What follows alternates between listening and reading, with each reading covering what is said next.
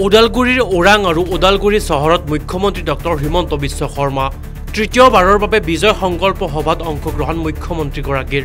৫ নৈ চেৰফাং ৰৌতা পৰিষদীয় সমষ্টিত একেলগে ওৰাঙত বিজয় সংকল্প সভা লগতে ওদালগুৰি চহৰৰ ডায়মণ্ড হাইস্কুল খেলপথাৰত ধনশিৰি আৰু ভৈৰকুণ্ড পৰিষদীয় সমষ্টিত মুখ্যমন্ত্ৰীৰ সভা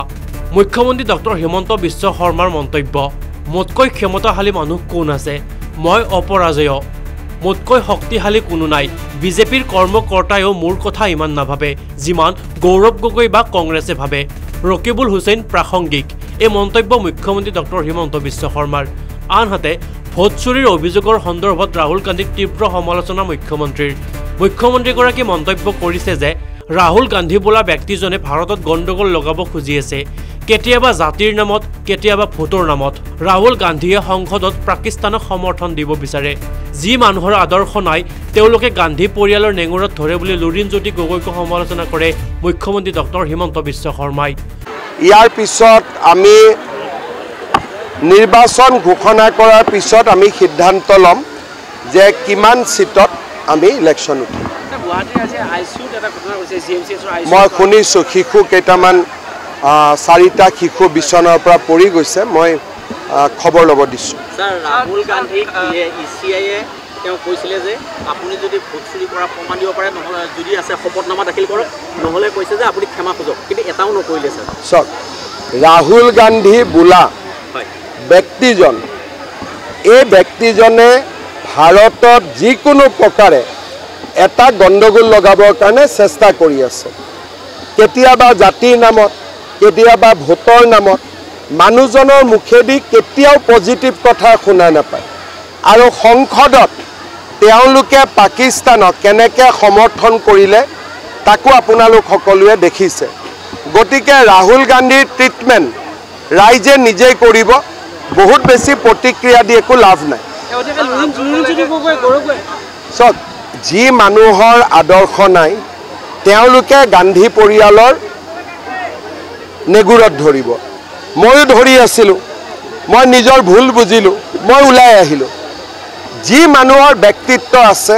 সি গান্ধী পৰিয়ালৰ নেগুৰত ধৰি বহুত দিন থাকিব নোৱাৰে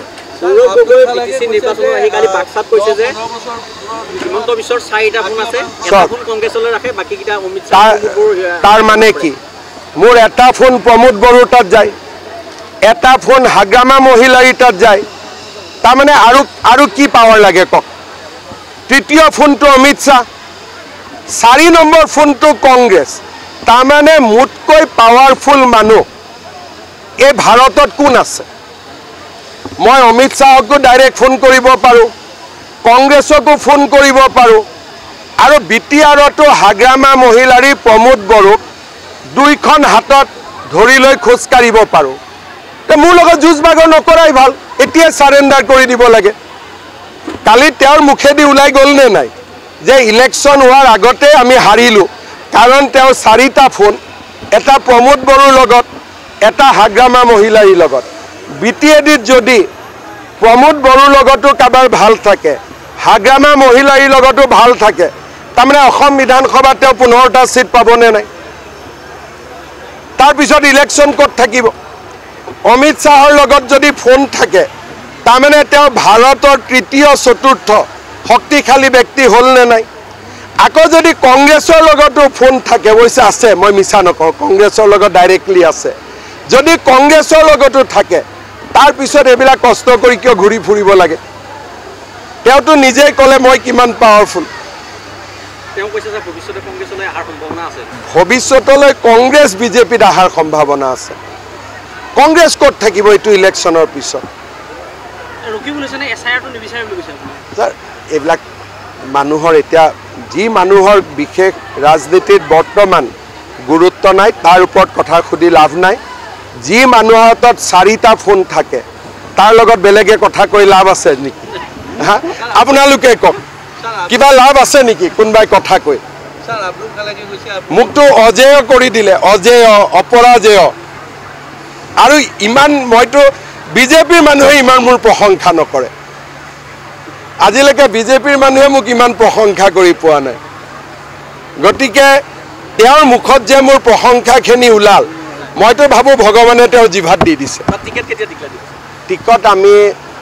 যদি ইলেকশ্যন 25 তাৰিখে হয়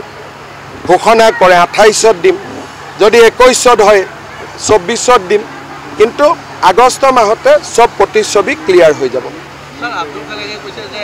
10-15 বছৰ পিছত 80% নতুন মুখ হ'ব। সেইটোতো ময়ো কৈছোঁ যে অসমত যি ধৰণে মিয়া মুছলমানৰ আগ্ৰাসী মনোভাৱ 10-15 বছৰ পিছত অসমীয়া মানুহ জীয়াই থাকিব নোৱাৰিব। এই 5 বছৰত আৰু অহা 5 বছৰত আমি যিখিনি কৰিম সেইখিনি এইটো 40 বছৰলৈ পিছুৱাই দিব। তাৰ পিছত নতুন প্ৰজন্মই অসমৰ কাৰণে চিন্তা কৰিব। অন্যান্য বাতৰিৰ বাবে চাই থাকিব নিউজ ডেস্ক ৰিপৰ্ট।